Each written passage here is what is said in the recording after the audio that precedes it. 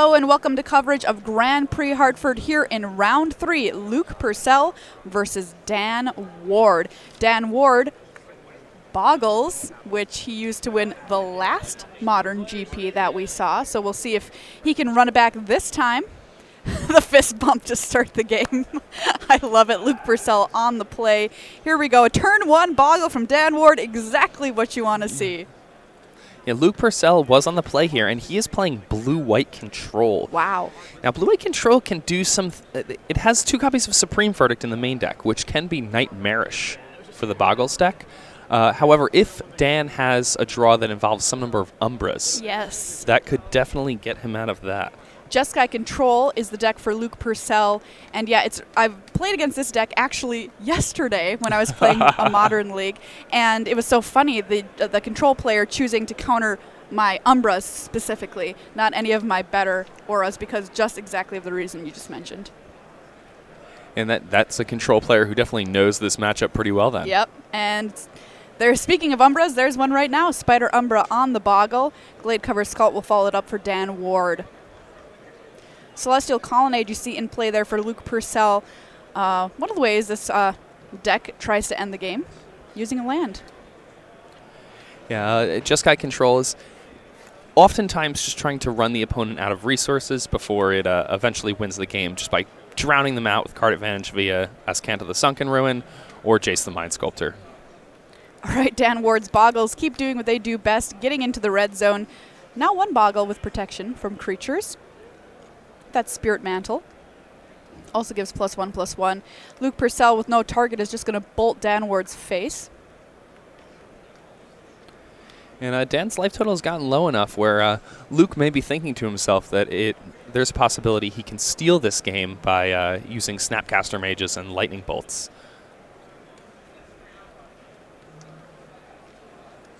I'm curious to know if Dan is running... What exactly Dan is running in his version of Boggles. I assume his ley lines are main deck? Yes. 3 Leyline of Sanctity is pretty much stock at this point. Yeah. Are you playing them also? Yes, I am. Does he have Path to Exile in his main? He does have 2 copies of Path to Exile. Okay.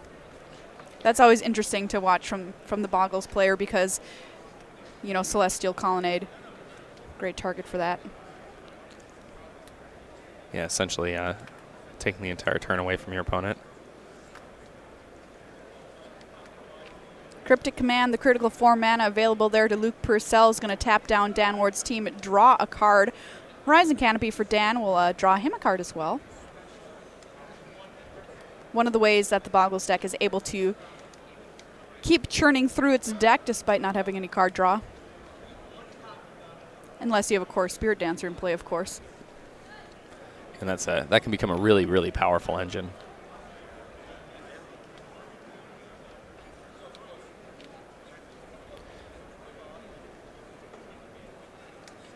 All right, Jace the Mind Sculptor here for Luke.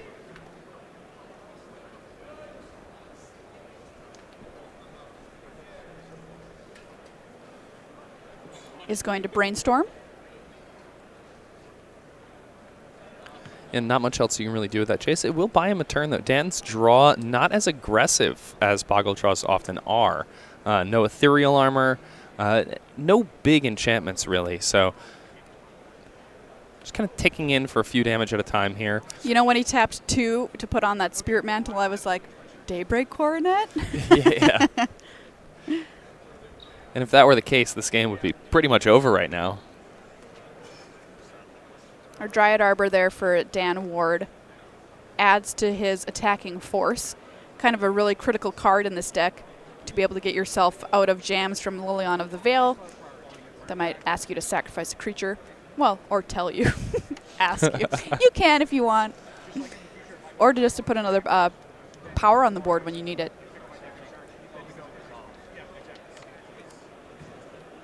You have to be wary of that card if you're playing against Boggles ever. He can get you for 1. In comes the team for Dan.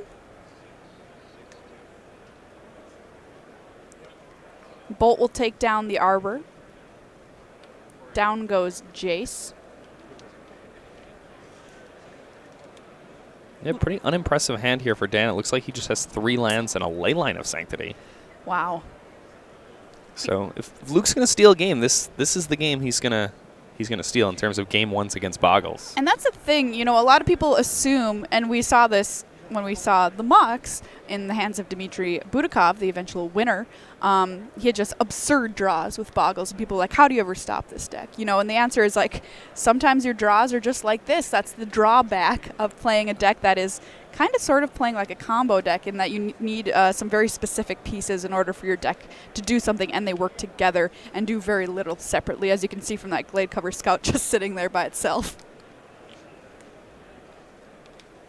And now that Luke has mana to start activating these colonnades, Dan's going to need more enchantments, and he's going to need to resolve them if he wants to start getting through here.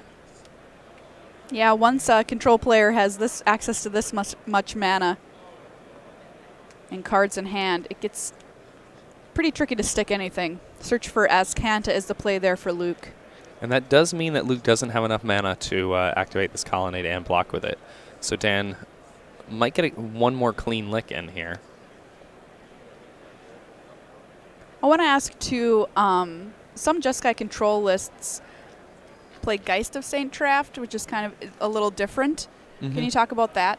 Yeah, so sometimes you want to be, you want to have a better capability of closing the game. More recently, we've seen these decks become more controlling. Chase the Mind Sculptor has really allowed them to play a grindier game than they did before. The combination of Search with Jace, playing 2 of each, gives the deck a nice package for endgame card advantage. However, you know, Geist in general has also become a lot worse as of late because of the prevalence of Liliana the Veil, as the Gen decks got a lot more popular, Bloodbraid Elf getting unbanned. Sure. And there are also just a ton of other decks that are playing Liliana right now, too. There's that Leyline of Sanctity for Dan. So Bolt's not doing much now from Luke Purcell. Luke Purcell, this is 5th Grand Prix. Came up from Washington, D.C. this weekend to play.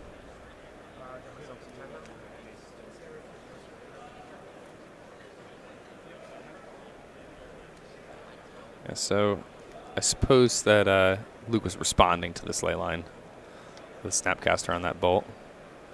Dan Ward knocked down to 10 there.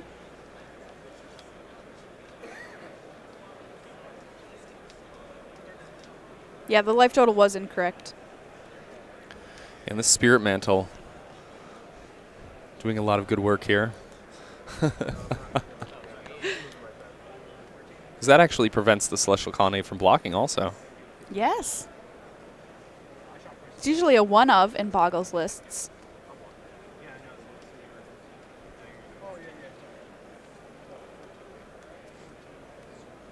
There you take a look at it. Enchanted creature gets +1/+1, has protection from creatures.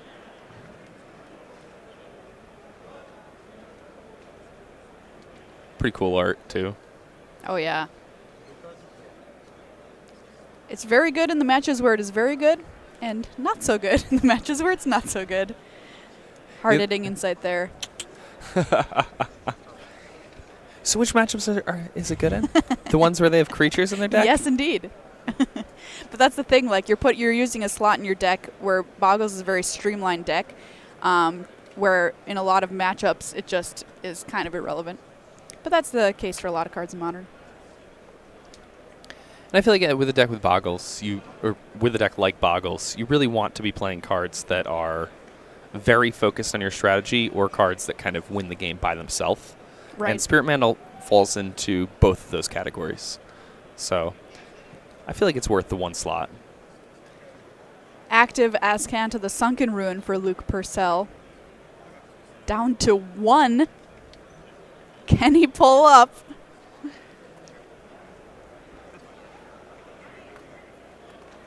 He does have a Sphinx's Revelation in his deck to gain some life, too.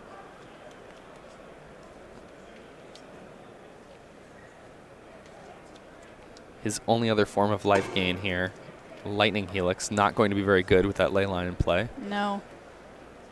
All right, Snapcaster Mage.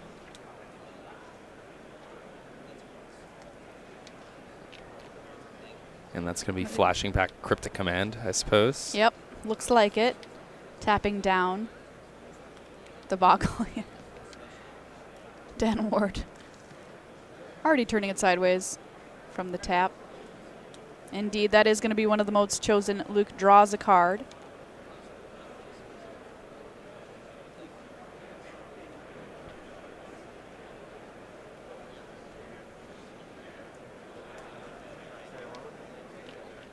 Ethereal Armor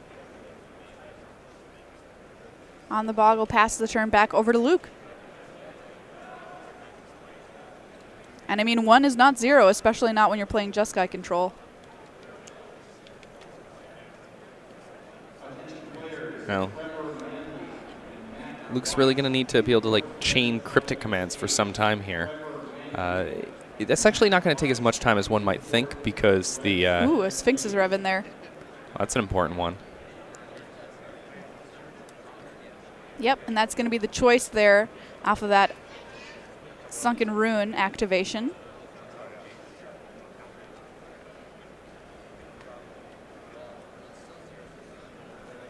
But not good enough. Looks like Dan's going to be able to get this one. Wow. That was not looking good for Dan there. It was not at all. And it was an interesting situation because if Luke, attacks Dan down to 8 there with that colonnade in play, Dan's not that far off from losing that game to being attacked. No. But Dan Ward does manage to take it down 1 game to 0 so far in this match of round 3 here at Grand Prix Hartford. How do you like Jeskai control overall right now in the modern meta? I do not like it. Why? I don't like control decks right now in Modern. I feel that in a format where there are over 60, sometimes 70, 80 decks that you could be playing against, I feel like if I play 100 matches on Magic Online of Modern, I play against 40 different decks. Sure. And when the format is that wide, I don't like answering questions. I'd rather be asking them because you can only have so many answers in your deck, and there really are no wrong questions. So I want to be a more aggressive player in a format like this. I don't think that necessarily means that you need to be an aggro deck, but I do think you want some type of closing speed. And I think the versions of Jeskai that have closing speed, the versions that play V-Click, the versions that play Geist of St. Traft, those decks are particularly bad right now. So if you want to play Jeskai control, you really have to take this very controlling route, in which case you find yourself having a set of answers that are set up for what you expect to play against most, but then you play against an aggressive deck like Boggles, and you don't have the right set of answers to beat them. And as a control deck, that's a problem you're going to have, especially in a format that's so wide. All right, players are heading to their sideboards here before Game 2. Let's take a look at the players' lists. JVL, what can Dan Ward bring in to ward off some of this control action that Luke has thrown his way? So the most impressive card here for Dan Ward, I believe, is Gaddock Teeg. Yes. Gaddock Teeg's so good. Yeah, Gaddock Teeg is so good. Pretty interesting sideboard here from Dan Ward. I think Gaddock Teeg may be the only card that really comes in here. It can be hard to sideboard with a deck like Boggles. I actually want your take on this, though, because you are a Boggles player, so you probably know better than me. I mean, Gaddock Teeg is huge against these decks. Yes, absolutely. If you're able to stick it and protect it, I mean, they can't. What can they do? That's their whole game plan out the window. They can't cryptic you. It's like they can't cast anything that just kills all of your creatures. It's fabulous. Yeah, they can't cast Sphinx's Revelation. They can't cast Engineered Explosives if they have access to it post-board. And that's one of the best cards against you. Speaking of Engineered Explosives, Luke Purcell has Engineered Explosives in his sideboard. Oh, all right. And that's a pretty good one. A really exciting card out of Luke Purcell's sideboard for a matchup like this is Settle the Wreckage. Wow. Yeah. Oh, yeah. So, Settle the Wreckage. Brutal. Absolutely brutal. It gets around that Umber problem really nicely. Oh, wow. That's exciting. I don't know if I would play around it even. Because I don't know if you can. Yeah, you can't, honestly, because if you're not attacking, you're just losing with this deck. Yeah. And you're just waiting for them to have more mana to then Sphinx's Rev, cast Jace, cast Cryptic Command. I suppose you could split up your enchantments between 2 different hexproof creatures, and then when you're on those turns, you could attack with one or the other. But it's kind of something that you really have to be locked in to be able to fight against your opponent's one of settle the wreckage in that manner. Oh, yeah. A one of. Yeah, Luke Purcell has a bunch of cards. They're all one-ofs, but Detention Sphere, good at dealing with the enchantments that Dan has, especially if Dan draws them in multiples. Yep. Engineer Explosives, very good in this matchup. Negate is entirely reasonable. Ruined Halo is quite strong because you can name something like a Glade Cover Scout or a Slippery Bogle. Settle the Wreckage, obviously very good, and Wear Tear, very good. So, oh, yes. A lot of good cards there for Luke. And as I think Luke may be a favorite here post-board. I mean, all those cards that you mentioned are really back-breaking for Boggles. Oh. Dan Ward, as we mentioned, really it just looks like Gaddock Teague out of his sideboard. Though that is a pretty good one. The question is if Luke is taking out those bolts right now. Probably, right? I don't know. It's hard, though, because I think you want them against Spirit Dancers. Spirit Dancer. But then again, you're probably thinking to yourself that Spirit Dancers, for Dan, in Game 1 at least, the worst card in his deck by a lot. Oh, yeah.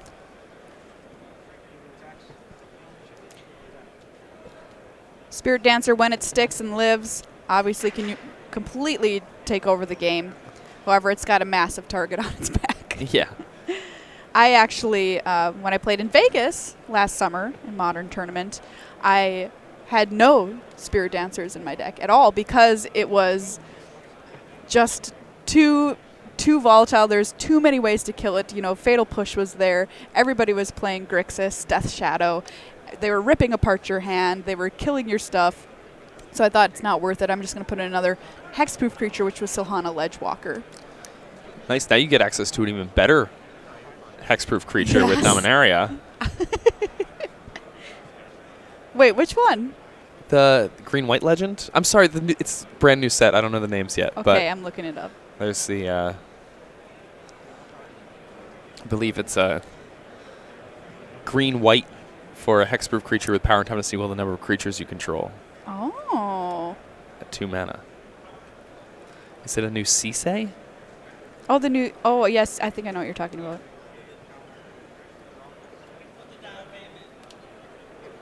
Shauna, is that who you're thinking of? She doesn't have hexproof, though.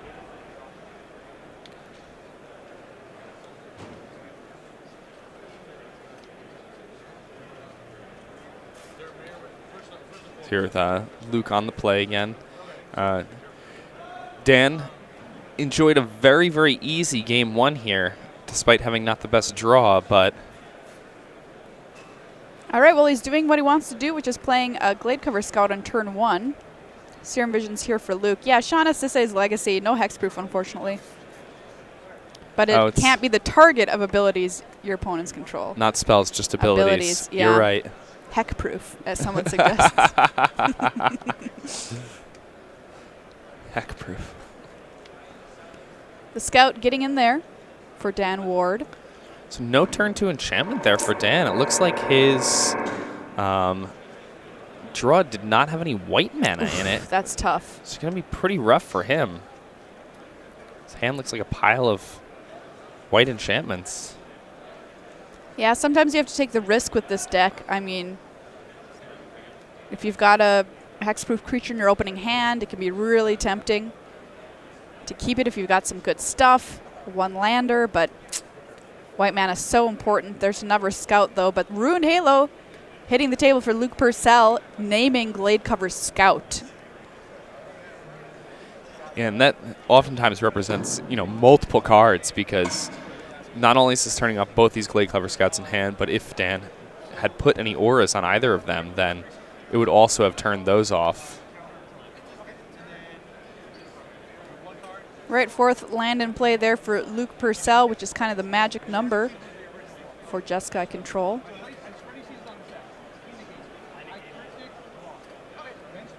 Not looking so good for Dan at this point. Jace the Mind Sculptor hits the table. Let's Fate Seal you. Put that on the bottom. Back over to Dan. Jace the Mind Sculptor does not have protection from Glade Cover Scout. Important to note. Oh, that's a good point. Dan recognizes that. Oh, discarding the Gaddock Teague. Feels bad, man. It's a Kithkin advisor. You see a Kithkin on Ruined Halo there in the art.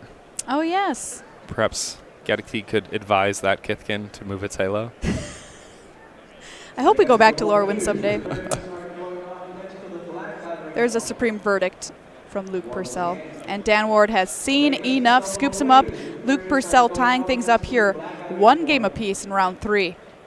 Modern action here at Grand Prix Hartford. Yeah, Dan Ward unfortunately not able to put anything together with that 1 land hand and that Ruined Halo, kind of just putting the nail in the coffin that, quite frankly, was already there. Yeah, Dan does have some enchantment removal post board. It's hard to sideboard that in, though. Yeah. You know, you don't really want to be sideboarding in reactive cards against a control deck. Those your disenchant effects when you're playing Boggles are usually being used to stop your opponent from comboing or to win the mirror. Sometimes, though, it is important enough. You have to ask yourself, you know, if this card is in play, can I win? For example, if Ruined Halo comes down, names Slippery Boggle. Can I win? A lot of games. No. You're right. I think that you know, there are only so many hexproof threats that you have, and if they draw multiple Ruined Halos, you can find yourself completely out of the game. So is Dan running like a Seal of Primordium in his list? He does have a single Seal of Primordium. He also has the ultimate Mirror Breaker in his sideboard, which could be used as a Ruined Halo answer. What do you got? Ray of Revelation. Yeah, so those of you familiar with Modern have probably played with and against Ancient Grudge quite a bit. Ray of Revelation is the Ancient Grudge for enchantments. It is colorless and a white, an instant destroyed enchantment, and flashback for a green. Oh, look at that. I've never considered this card. That's pretty cool. The original one. This came out a long time before Ancient Grudge. Ooh, Reed Duke in the background there. Making an appearance in the feature match. Hopes to be back there later today. Enjoying his 3rd bye right now. Yeah, must be nice. As the, I believe, number 2 ranked player in the world, he gets to enjoy those 3 buys. I mean, the power of the bye is quite strong. If you can just come into a tournament and you're like, I already won 3 games, and I haven't even played a match. You're fresh. You've got your coffee. You've often slept in. Yep. All right, players here drawing their opening hands for Game 3. Both hoping to stay undefeated moving into round 4. 8 rounds today. Dan Ward taking a mulligan here, and the thing about Boggles is it mulligans very heavily. Mm-hmm. Because, as we mentioned earlier, it needs specific key pieces to win, and if you don't have them in your opening hand, the chance of finding them is not very high because you don't have any access, or not very much access, to be able to draw cards to search deeper into your deck. Yeah, the deck has low velocity, so when you're mulliganing, you really need to find, what would you say, like a hexproof creature and an enchantment to go on it? That's all I need. Yeah. It looked like Dan had a Gaddock Teague and a Rancor, but I believe he just had 5 other lands. So Oh, not good. yeah, that's a hand that just folds to a lightning bolt. Luke Purcell also on a mulligan here. I like Luke Purcell's sleeve choice / sweatshirt choice. Oh, yeah. It's a very nice combination Synergy. here. Yeah. And I think it's useful to know as well when you start picking up a Modern deck how aggressively you want to mulligan that deck. Something that you should learn pretty early on because mulliganing is so important. And recognizing that you need to mulligan aggressively with a deck is really, really smart to know. Yeah, and I think that's one of the biggest hurdles in knowing how to play a deck well. You can make some mistakes over the course of the game, but if you are better at mulliganing and having, correct starting card choice, you're going to win a lot of matches that way. All right, Dan Ward kicking things off with the Glade Cover Scout off of that Razor Verge Thicket there. Let's see if he can follow it up with an enchantment. Horizon Canopy. In play, there's a Hyena Umbra, swings in for 2. Back over to Luke. It looks like Luke found that root halo again. Did he really? Oh, but he played an island. There's a look at Hyena Umbra, +1/+1 in first strike. But the key wording on this card is Totem Armor. The enchanted creature would be destroyed. Instead, remove all damage from it and destroy this aura. Saves it from Supreme Verdict or Death in Combat. Snapcaster Mage here. Just going in for the chump. And because of first strike, that's not even going to get the Umbra off here. Oh, looks like Luke didn't know that. That's rough. Yeah, that Glade Cover Scout was riding inside of a Spectral Hyena. Weird. Core Spirit Dancer. It's a table for Dan Ward. See if he can survive to draw him some more cards. Gets +2/+2 for each aura attached to it, so it can also get enormous if you want to go that route. This is some nice leveling here from Dan because, you know, when you're playing against a deck like Jeskai Control, it can be really tempting to take the Core Spirit Dancers out of your deck.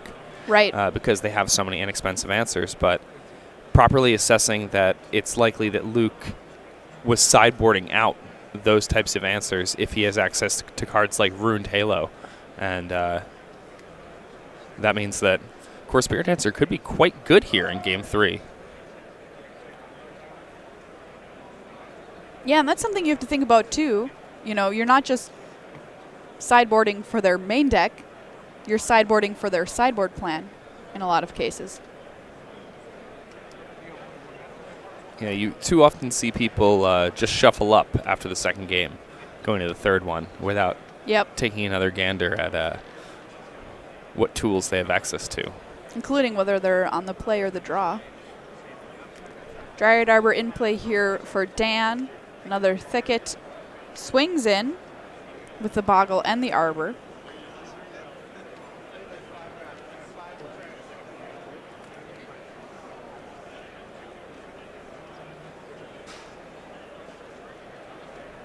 Another card you sometimes have to be on the lookout for when you're playing Boggles is something like Blessed Alliance, which causes you to sacrifice a creature, an attacking creature.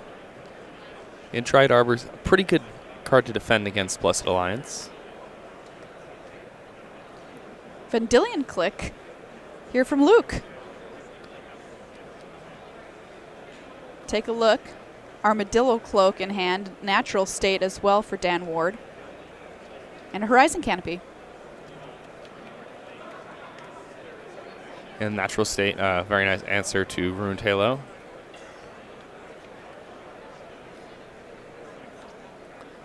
In comes the Click for 3.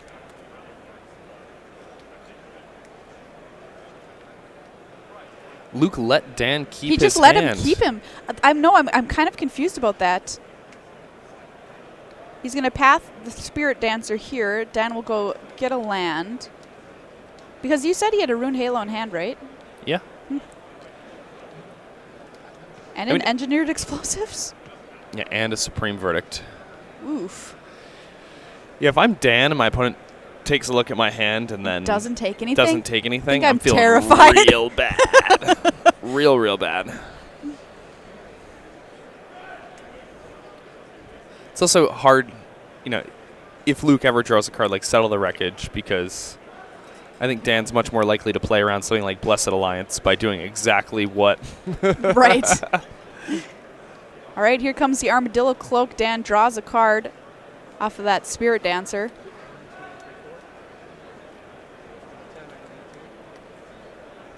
Smash. There's a look, or excuse me, Unflinching Courage. +2/+2, trample, lifelink. A very similar card.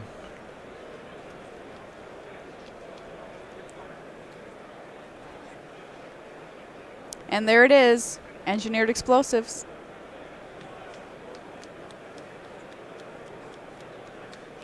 Yeah, this is one of the best cards in the matchup. Playing against Boggles, I think Engineered Explosives has really been on the up and up in terms of how good it is as a sideboard card in Modern. It's just so powerful against decks like Humans, decks like Boggles. A lot of creature decks running around right now in Modern.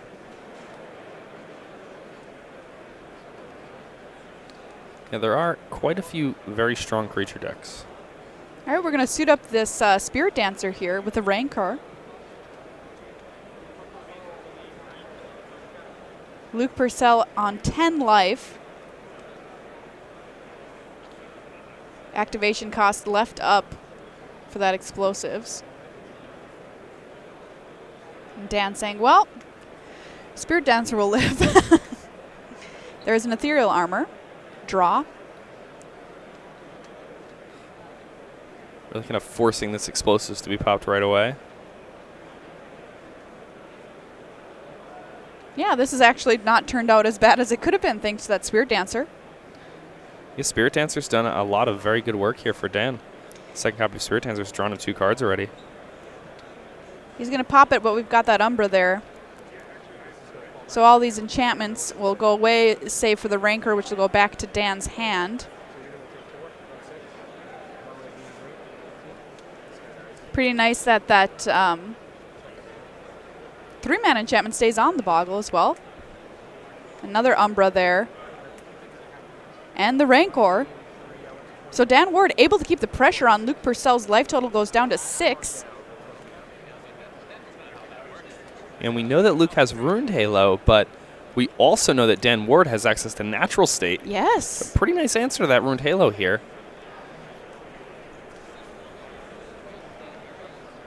And Luke Purcell, Cryptic Command in hand. A Sweeper, Ruined Halo. But we've got another Umbra on that Boggle, and we have a Natural State. And Luke may be forced to just pass the turn and use Cryptic Command to tap down Dan's team. It's not what he wants to be doing here.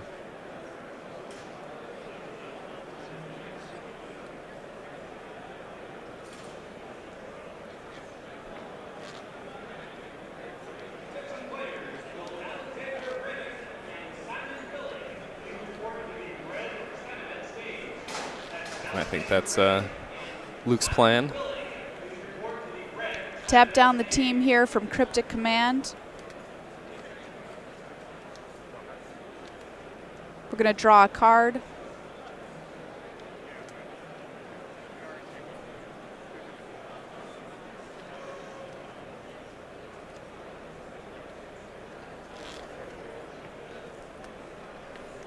Aethersworn Canonist comes in out of the board for Dan Ward.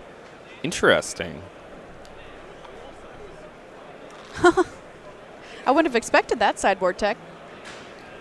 Each player has cast a non-artifact spell this turn, can't cast additional non-artifact spells, dealing with any kind of combo shenanigans. Yeah, not the worst against a deck like Just High Control that plays Serum Visions, but not the best either. They can do things at instant speed to still get to use all of their mana. Another Cryptic here. We'll save Luke another turn.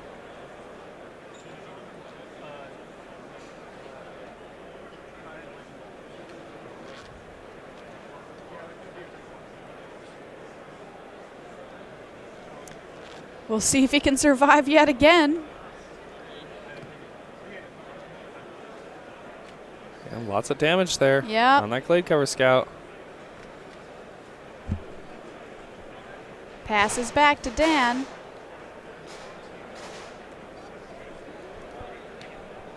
With like a nice full grip of cards as well. Spirit Dancer did a lot of work a little bit earlier in the game. Another in hand.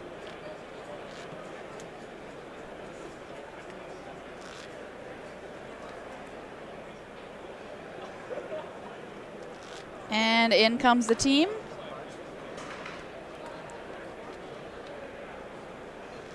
Luke sacrificing that Flooded Strand. And is he just going to chump here with this Colonnade. I think that might just be his only option for survival at this point. Wow. Luke's done a good job playing around the cards in Dan's hand, but, you know, we were asking in between games 2 and 3, will Dan bring in enchantment removal here? And he did. And he did. And it ended up winning him this match. And he didn't even have to use it.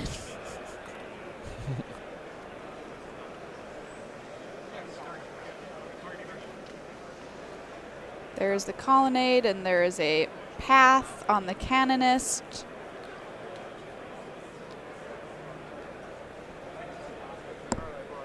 Yeah, so Luke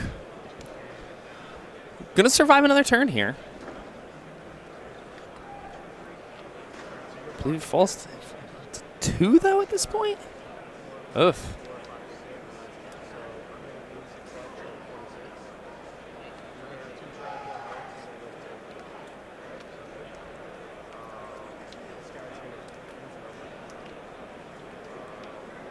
Yep, the Umbra is going to fall off there from that block.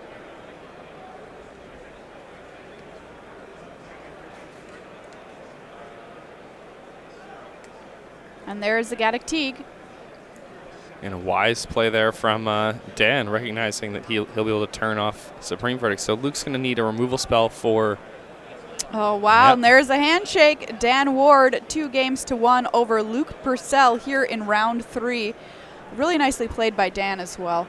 Yeah, and that was super interesting because Dan had the Gaddock Teague in hand the whole time, and he waited there.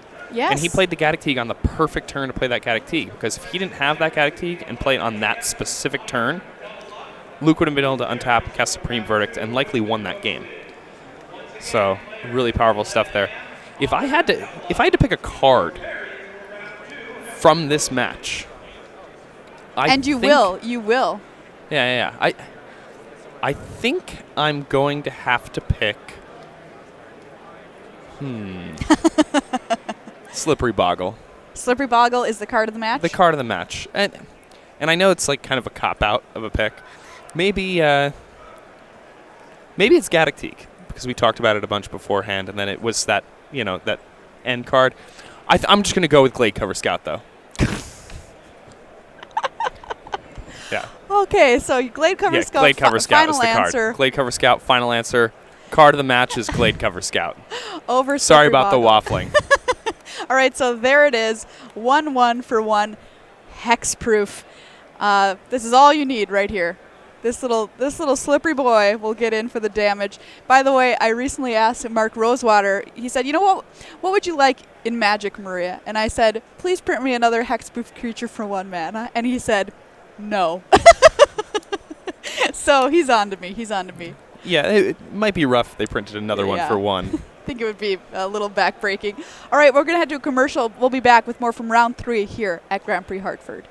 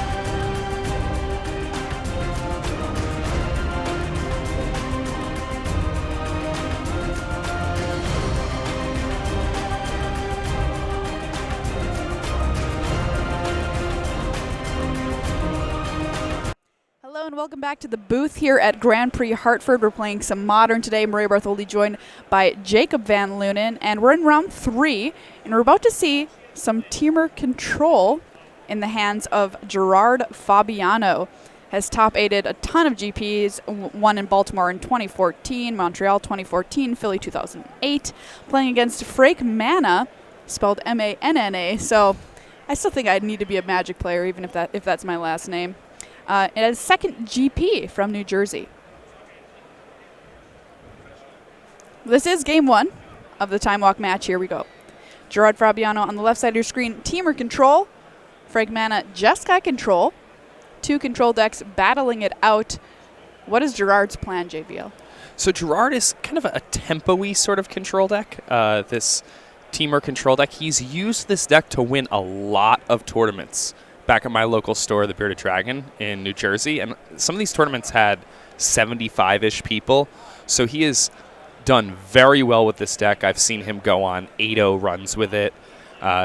Just before this match started, when we were looking at 5-0 Magic Online deck list, one of the deck lists that showed up was Gerard. He's Gerardi playing this deck. So he has a lot of experience playing the strategy. He's very good at it. I expect him to go deep in the tournament this weekend playing this teamer deck of his own design. Meanwhile, Frank Manna has managed to stick a search for Escanta. They're on turn 2. So tell me, how is Gerard's deck and his flavor of control different than what Frank is trying to do?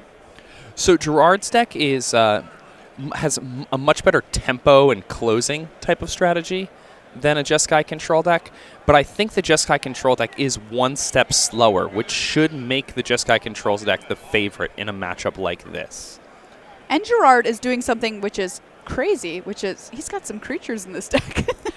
Yeah, a lot of them. I think he's correctly recognized that Tarmogoyf's pretty well positioned right now. There you see a Jace Vryn's Prodigy in play for Gerard. Allows you to loot. And once you have 5 or more cards in your graveyard, you transform it. Jace Telepath Unbound. Yeah, Jace Vryn's Prodigy, I think it's probably one of the most underrated cards in Modern right now. Oh, really? This is a card that a lot of people have been very excited about in Modern for some time that really doesn't have many homes at this current point in time. Not the only Jace, spoiler alert, that Gerard is running, which you may have guessed. Yes. Jace the Mind Sculptor also on his list at 2 of. How big of a splash has Jace made with his comeback, do you think, JVL? I think it's been huge. I think it's made a lot of decks possible. I think for these truly controlling strategies, things like Jeskai Control, it gives them a win condition while also not really hindering their number of slots that they need to use for something like card advantage. It sets up a lot of different things. It makes combo decks more powerful. It makes aggressive haste creatures better because they're good at attacking the Jace also. So a card that's as powerful as Jace, a lot of people were scared to see it enter the Modern fray, but it seems to have just diversified things even more by its presence.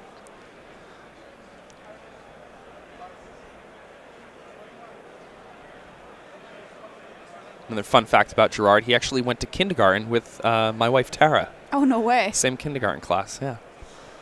I found that out long after I had been with Tara. It was very funny. You're like, look at this kindergarten picture. What? Gerard Fabiano.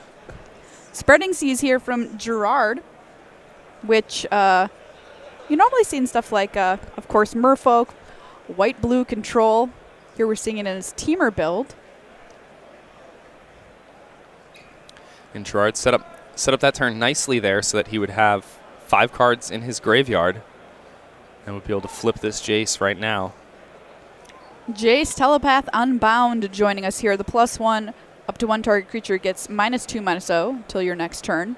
-3 can cast an instant or sorcery from your graveyard, then exile it. The ultimate, -9, you get an emblem. Whenever you cast a spell, target opponent puts the top 5 cards of their library into their graveyard. Mill him out. Starts on 5 loyalty as well. Yeah, a very powerful card. Even just a looter is quite strong in this format, but the ability to flip that into a planeswalker, use your spells again, are really strong. All right, we're going to plus Jace here. Notice that Gerard is attacking the white mana on Frank Manna's side of the table. It looks like Frank has plenty of it, so it may not come into play this game, but the white mana is definitely better against Gerard's type of threats than the red mana. Cards like Lightning Bolt don't match up very well against cards like Tarmogoyf. Sure. Frank there taking a look at the telepath. Not to mention he's also taking his potential 4/4 attacker out of commission. That Spreading Seas. And that can definitely be a major factor later on in the game. Gerard's deck plays a lot of planeswalkers. That flying body is pretty good at dealing with those later on in the game.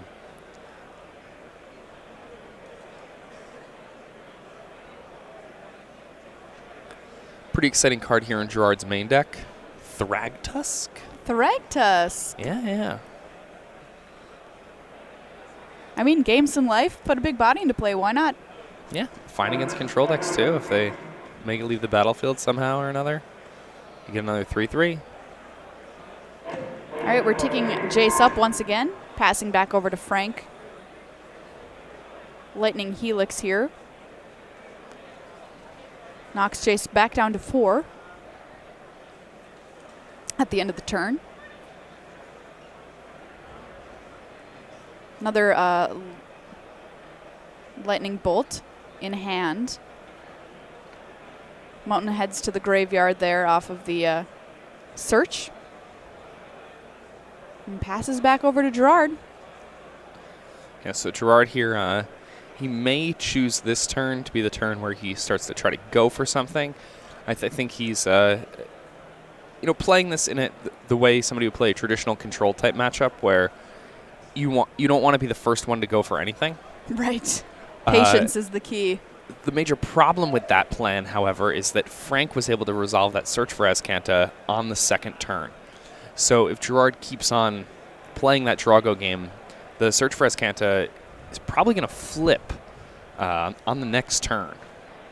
And that means that the Drago strategy gets very, very bad. So Gerard could have something like Engineered Explosives here to try to deal with that search for Azcanta on the other side of the table.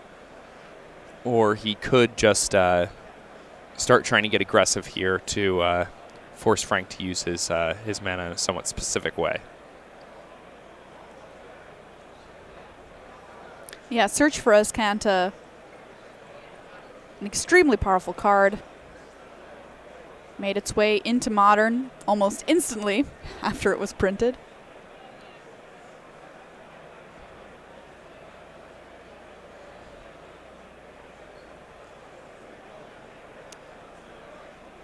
Bolt here from Frank.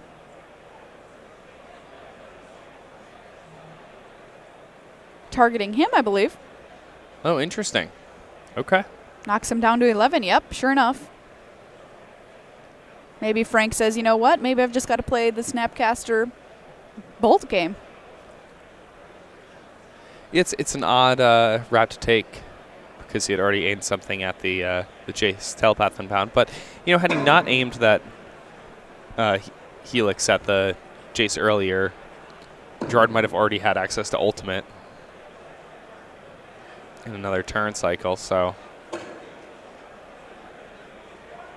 Yeah, how important is it in this matchup, do you think, to keep the Jace, or to keep the Jace off of Ultimate? I think if your closing speed isn't really there, you're going to need to prevent that from happening because Gerard could just cast a whole bunch of 1-mana spells and get rid of your whole library at once.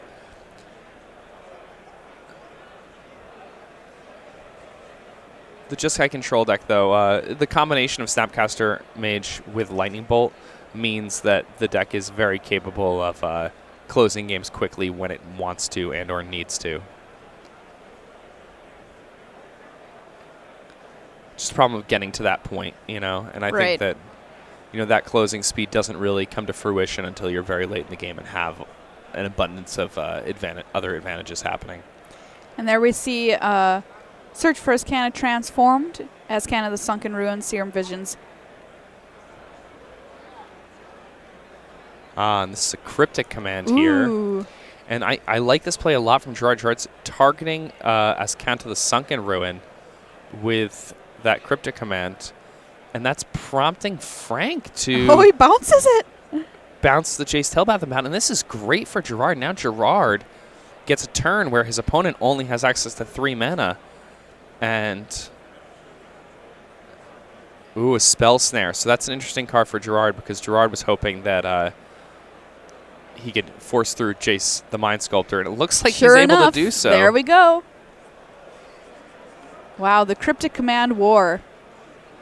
Gerard Fabiano comes out with another Jace. Back over to Frank. A very fancy Cryptic Command as well. I appreciate people who like to foil out their decks. I think it's pretty cool when you have a deck that you play that much, that you care that much about. Sphinx's Rev here from Frank. And that's a ton of cards. All right. Go back up to 24. Draw 5. Even with him drawing that many cards there, Gerard was just able to untap with a Jason play. My opponent could have 10 cards in hand. And you don't care? Let me untap with my Jace when I have like 6 cards in hand? That's a deal. That's a deal. And I mean, this is a really exciting match to watch because this is the first time since Jace's been unbanned where I've really gotten to watch Jace on camera just do its thing. All right, let's take a look here at Frank's hand, see what he's got available to him. A Jace of his own, Snapcaster Mage, there's a Logic Knot, and a Path to Exile, and a single land. Gerard's going to take a peek through his graveyard as well to see what Snapcaster could potentially bring back.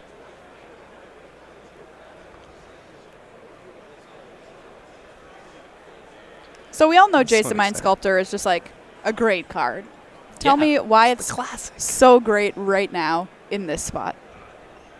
So the reason Jace is so good in this spot is because Gerard, for as long as that Jace is in play, will be able to not only draw 3 cards and then put 2 back, but also then put back the cards that he doesn't need that are bad in particular matchups, things like his Flame Slashes and whatnot, and shuffle those away. What happens is that your opponent, if they're not the aggressor at the time, finds themselves in a situation where they're both being controlled and aggroed out at the same time. So it lets you attack from a lot of different angles. And here comes a Huntmaster of the Fells hitting the table for Fabiano. Yeah, and Huntmaster of the Fells, another card that's pretty good at punishing control-like strategies because you're forcing them to always do something on their turn. Right. Transforms into a 4/4 trampling werewolf.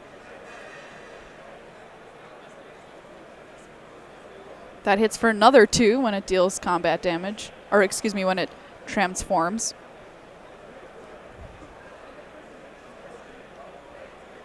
Frank, he was pretty aggressive with those lightning bolts earlier on in the game. Yes. He used a Helix to just take some loyalty off a Telepath Unbound. He used a lightning bolt just to deal 3 damage to Gerard. And, he's behind in terms of cards at this point, despite resolving a Sphinx's Revelation for 5. Unbelievable. That is unbelievable. And just shows you the power of Jace the Mind Sculptor. Well, that Huntmaster is going to get pathed, but the wolf that it brought with it still survives. Visions here from Frank. And you could see, too, when that Huntmaster was still in play, how Gerard was able to not only have that active Jace at a healthy loyalty, but also get these other cards onto the battlefield, too, to start pressuring Frank. All right, we are in our time walk match, so we're able to speed things up a little bit. Brainstorm here. Watching Jace do its thing. Yep. Snapcaster from Frank.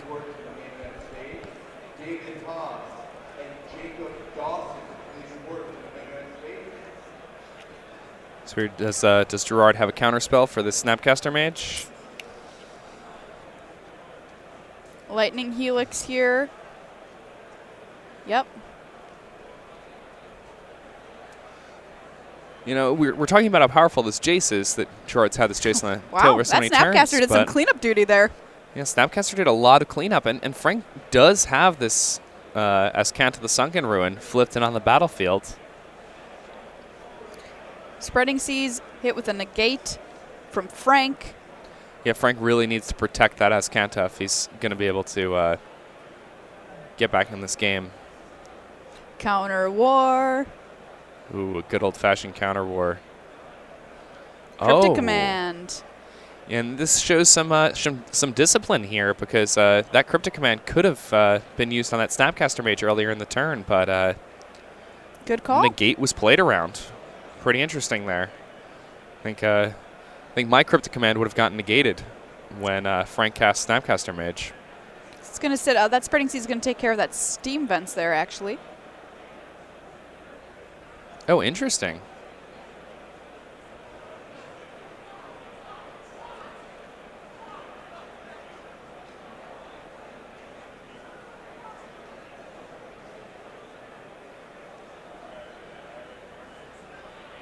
All right, control players, watch this game closely. Yeah. This is very interesting.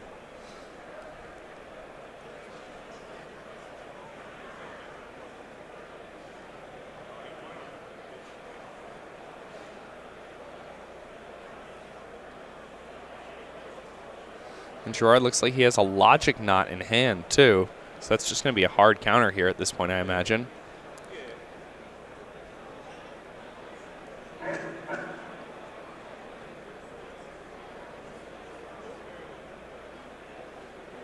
Beautiful day here in Hartford, Connecticut. 1,800 players coming out to try their hand at Modern. That was the cap for the tournament, and they hit it pretty early. Melissa DeTora, who is also on the booth this weekend from this side of the country, the East Coast. Very excited, she said, to see her old friends that she used to play PTQs with and battle against back in the day, all coming out for this tournament. I think the first time I played against Melissa ever was at a PTQ in Hartford, Connecticut. Really? I think so. What happened? Who won? The first time we played, I think she won. Yeah. She won most times we played. So if I had to guess, I'd say she won.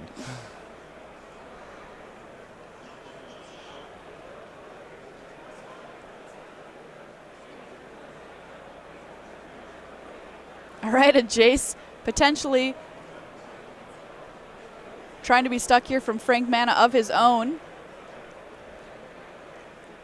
A Logic Knot is the response from Gerard, who is making sure. So this Jace cost more mana than 2, I imagine, right? Is there Spreading Seas? There. Or the Spreading Seas are covering the lands that they're enchanting? Maybe? Just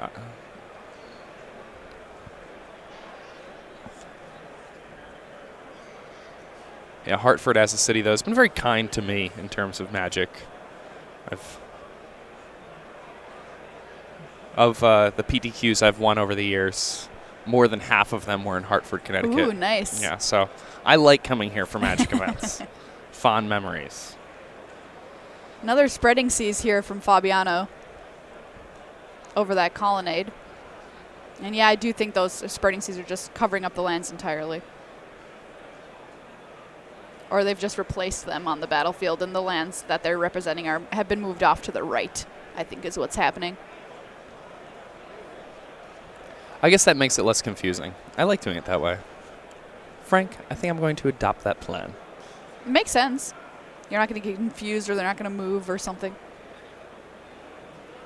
All right, there's that Tomajko you mentioned earlier here for Fabiano. Supreme verdict from Frank. Opt. Scries to the bottom. Moving a little bit faster yet here in our time walk match. Fate Seal. It looks like Gerard at this point is just going to start using that Jace as a win condition here. Ticking it up. It's now at 7. Thragtusk gets the table for Fabiano. Electrolyze from Manna. Knocks Gerard down to 16. Frank at a comfortable 25 at the moment.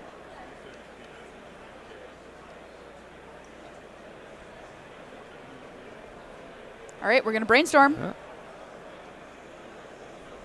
More cards. And this Jace has just been in play for so long. I feel like this is the ideal way to be playing Magic with the Jace the Mind Sculptor on your side of the battlefield. Just brainstorming, fate sealing, just doing nonsense. whatever you please. Yeah. Thragtusk is turning sideways here for Gerard. You know, I think the turning point of this game was the turn where, Gerard got to resolve a Jace and Frank got to Sphinx's Revelation for 5. And in the long term, the Jace proved to be more powerful than the Sphinx's Revelation for 5. And that's really exciting to me. You're a Jace fan. Very much so. My Twitter handle is JVLTMS. That is true. Yeah. I like that card. So in your modern deck, are you running a Jace of choice? I've been playing every modern deck. I love this format. I switch decks like every single day. And then I switch back to humans in between each deck because the palate cleanser. It's the palate cleanser. I need to put together a nice 5-hour 4-1 after playing with any other deck. Yeah, this Jace is just continuing to brainstorm sculpt Fabiano's hand.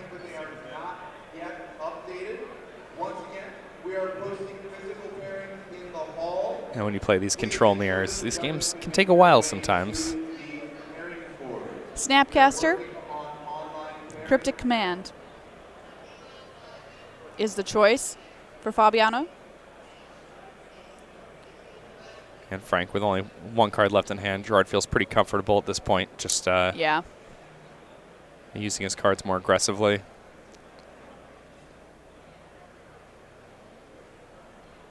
Well, Gerard's deck has looked great here in this matchup. Yeah, I think this is a bad matchup for him, too. Really? Why do you say that?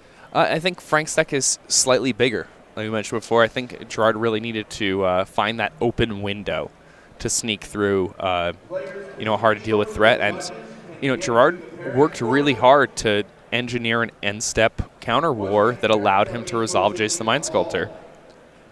And we are currently having technical difficulties with the online pairing system.